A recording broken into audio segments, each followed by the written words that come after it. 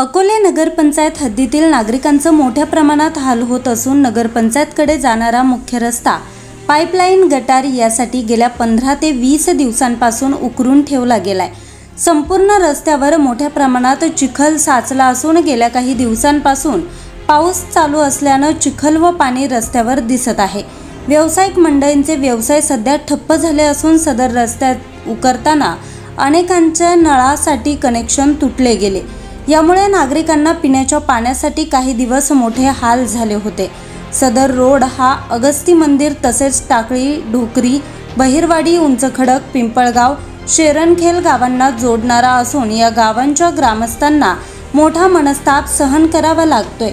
पर्यायी मार्ग म्हणून वापर केला जाणारा रस्ता व गल्लीतच रस्त्यावर वाळू टाकली गेल्यानं पर्यायी नागरिकांना मोठा वळसा घालून अकोले शहरात येत आहे।